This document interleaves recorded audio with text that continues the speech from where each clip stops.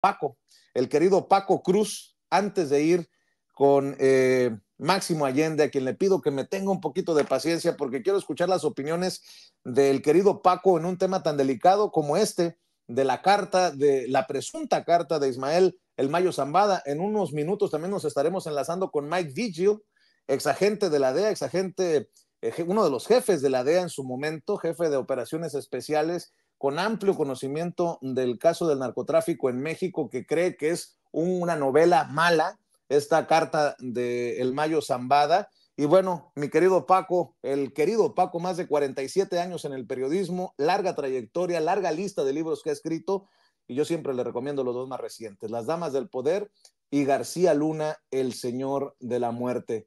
Querido Paco, gracias por todo lo que haces, gracias por tu compromiso con Sin Censura. ¿Cómo estás? Te mando un abrazo. Vicente, ¿cómo estás? Buenos días. Mira, sí, yo también creo que es una novela muy mala, o una novela de terror, una novela llena de contradicciones, una novela en la que cada uno, en la prensa vieja, esa llamada medios masivos de comunicación, que nunca entendí que era eso, pero están tratando de tomar el caso para golpear al presidente López Obrador. Y es claro que así lo iban a hacer, pero mira, esa carta tiene algunas contradicciones severísimas. Por ejemplo, el Mayo Zambada, que a él le dan la voz en la carta, a Frank Pérez, dice este, que él sabe que fueron, que Héctor Melesio Cuen Ojeda fue asesinado, pero es contradictorio porque él dice que inmediato cuando llegó lo metieron a un cuarto donde le pusieron una capucha, lo treparon a una troca, una camioneta y lo treparon al avión. Entonces, ¿a qué hora vio el Mayo Zambada ese asesinato? ¿A qué hora supo de las desapariciones? Si se supone que no tuvo tiempo de nada.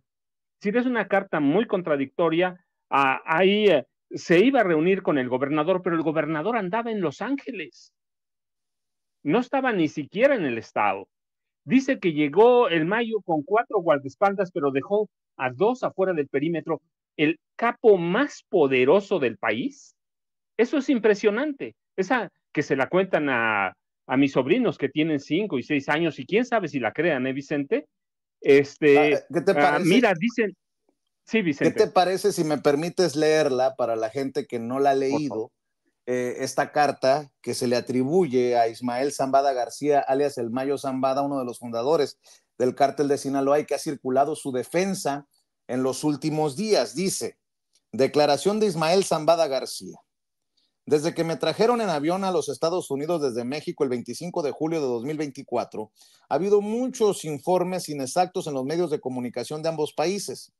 En esta declaración proporcionaré los hechos verdaderos de lo que sucedió ese día. Deseo decir desde el principio que no me entregué y que no vine voluntariamente a Estados Unidos. Tampoco tenía ningún acuerdo con ninguno de los dos gobiernos. Al contrario, fui secuestrado y traído a Estados Unidos por la fuerza y contra mi voluntad. A continuación se detalla cómo ocurrió. Joaquín Guzmán López me pidió que asistiera a una reunión para ayudar a resolver las diferencias entre los líderes políticos de nuestro estado. Estaba enterado de una disputa en curso entre Rubén Rocha Moya, gobernador de Sinaloa, y Héctor Melesio Cuen Ojeda, exdiputado federal, alcalde de Culiacán y rector de la Universidad Autónoma de Sinaloa, la UAS, sobre quién debería dirigir esa institución. Me informaron que además de Héctor Cuen y el gobernador Rocha Moya, también estaría presente en la reunión Iván Guzmán Salazar. El 25 de julio fui al rancho y centro de eventos llamado Huertos del Pedregal en las afueras de Culiacán, donde iba a tener lugar la reunión. La reunión estaba programada para las 11 de la mañana y llegó un poco antes. Vi a un gran número de hombres armados con uniformes militares que supuse que eran pistoleros de Joaquín Guzmán y sus hermanos. Me acompañaban 4 miembros del personal de seguridad, de los cuales 2 se quedaron fuera del perímetro. Los 2 que entraron conmigo eran José Rosario Eras López, comandante de la Policía Judicial del Estado de Sinaloa, y Rodolfo Chaides, miembro de mi equipo de seguridad desde hacía mucho tiempo. Mientras caminaba hacia la zona de reuniones, vi a Héctor Cuen y a uno de sus ayudantes. Les saludé brevemente antes de entrar en una sala en la que había una mesa llena de fruta. Vi a Joaquín Guzmán López, a quien conozco desde que era un niño, y me hizo un gesto para que le siguiera. Confiando en la naturaleza de la reunión y en las personas implicadas, le seguí sin saludarlo. Me condujeron a otra sala que estaba a oscuras. En cuanto puse un pie dentro de aquella habitación, me tendieron una emboscada. Un grupo de hombres me asaltó, me tiró al suelo y me colocó una capucha de color oscuro en la cabeza. Me ataron y esposaron y luego me obligaron a meterme en la caja de una camioneta. Durante todo este calvario, me sometieron a malos tratos físicos que me causaron lesiones importantes en la espalda, la rodilla y las muñecas. Después me llevaron a una pista de aterrizaje a unos 20 o 25 minutos de distancia, donde me obligaron a subir a un avión privado. Joaquín me quitó la capucha de la cabeza y me ató con bridas al asiento. En el avión no había nadie más que Joaquín, el piloto y yo. El vuelo duró entre 2:30 y 3 horas sin escalas hasta que llegamos a El Paso, Texas. Fue allí, en la pista, donde los agentes federales estadounidenses me detuvieron. La idea de que me entregué o cooperé voluntariamente es completa e inequívocamente falsa. Me trajeron a este país por la fuerza y bajo coacción, sin mi consentimiento y contra mi voluntad. Sé que la versión oficial que dan las autoridades del estado de Sinaloa es que Héctor Cuen fue tiroteado la noche del 25 de julio en una gasolinera por 2 hombres en motocicleta que querían robar su camioneta. Eso no es lo que ocurrió. Lo mataron a la misma hora y en el mismo lugar donde me secuestraron. Héctor Cuen era amigo mío desde hace mucho tiempo y lamento profundamente su muerte, así como la desaparición de José Rosario Eras López y Rodolfo Chaides, a quienes nadie ha vuelto a ver ni saber de ellos. Creo que es importante que se sepa la verdad. Esto es lo que ocurrió y no las historias falsas que están circulando.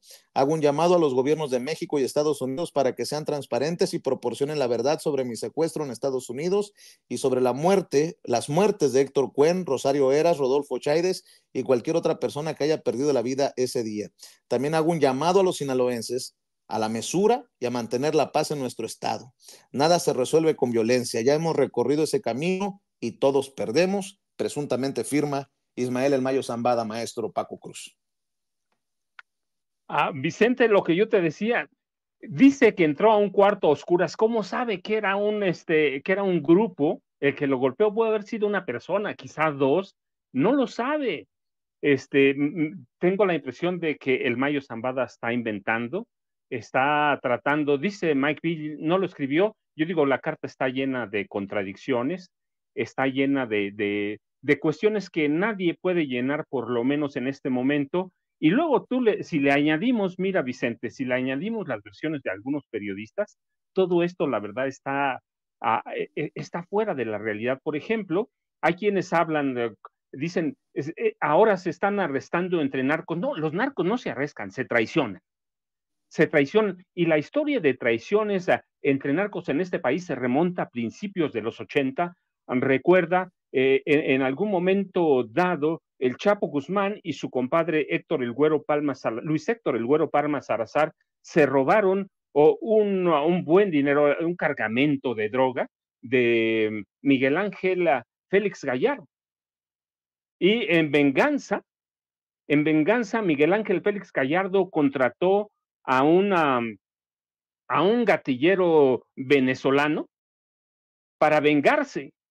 Y la venganza fue, mataron a los dos hijos del Güero Palma en un puente, los tiraron de Venezuela, le enviaron las fotos y le cortaron la cabeza a Guadalupe la hija, además de que le robaron $4 millones a Héctor Palma Salazar. Y allí empiezan las traiciones entre narcos, se rompe el código de respeto, por lo menos, o de conducta entre los capos. Recuerda al Pollo Guzmán, Arturo Guzmán Loera se llamaba, hermano del Chapo, lo van y lo matan a La Palma, que es el penal de máxima seguridad de Almoloya de Juárez. Un cuñado, otro hermano del Chapo Guzmán, a otro hermano lo asesinan en Yucatán. Es decir, las traiciones en este país entre narcos son bien conocidas. Vicente Zambada Niebla traicionó al Chapo Guzmán, es decir, no se pueden arrestar ellos, arresta la policía, arresta el ejército, arresta la Guardia Nacional.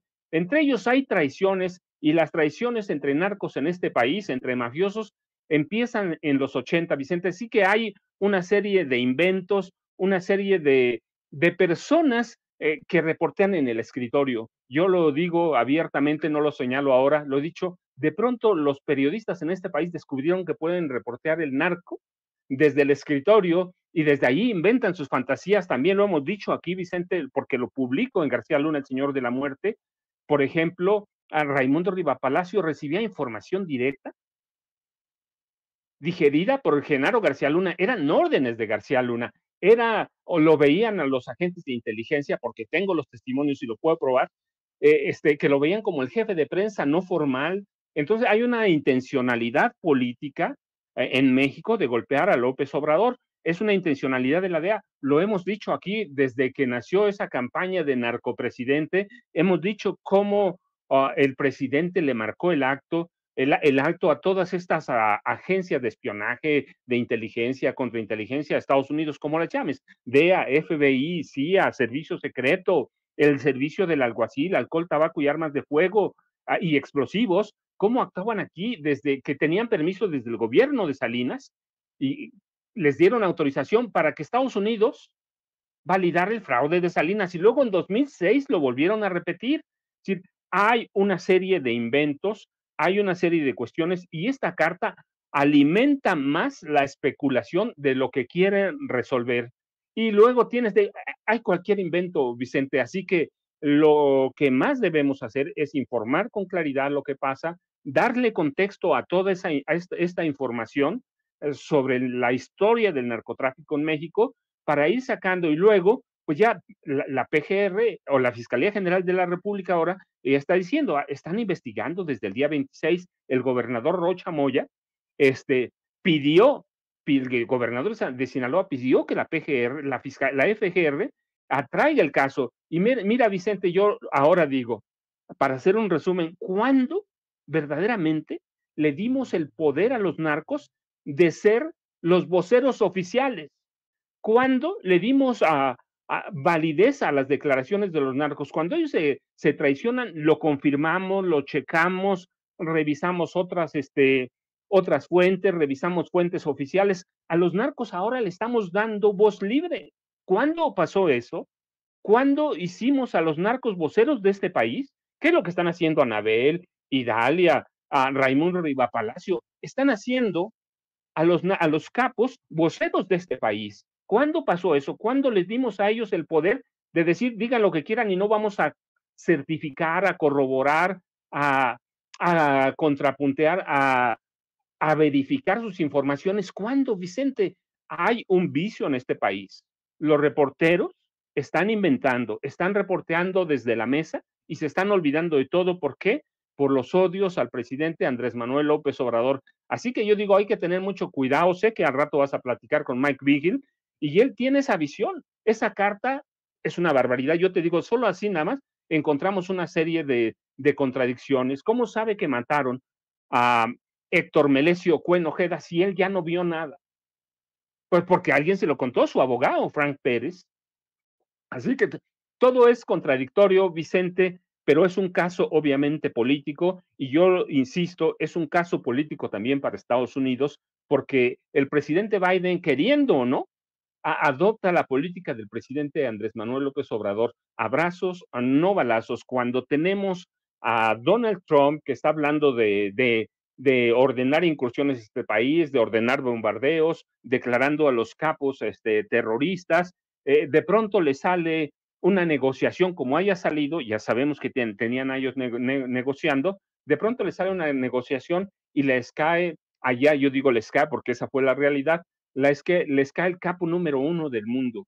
Imagínate, es la política de López Obrador, abrazos no balazos, y esto, claramente, si lo saben aprovechar, pues va a ser un empujón para Kamala Harris, ¿sí? Y Tim Walz. Así que es un caso político por donde lo veas que se tardan en Claro. Estados Unidos, y es un caso de Estados Unidos. Ya está probado que no hubo incursiones del ejército, perdón, del FBI, de la DEA, de Estados Unidos.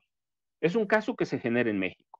Entonces, pues hay que ir investigando, pero hablar solo por hablar, sin dar contexto, sin ir hilando, esto se presta para qué? Pues para que hagan estos viejos periodistas lo que siempre han hecho, Vicente, sembrar confusiones. Yo, por ejemplo, ahora escucho a Anabel hablando de que vinculando al presidente no solo a dineros del narco en su campaña 2006, sino 2006, 2012, 2018, y yo digo, y todo eso sabía y nunca lo publicó. Yo lo he dicho, cuando yo sé algo, cuando dije que Peña era asesino tenía formas de probarlo, lo probé, lo documenté, todo. Cuando dije que Peña controlaba el narcotráfico en el país, lo probé. Cuando quise probar la vida de Genaro García Luna, fui a reconstruir la vida de Genaro García Luna.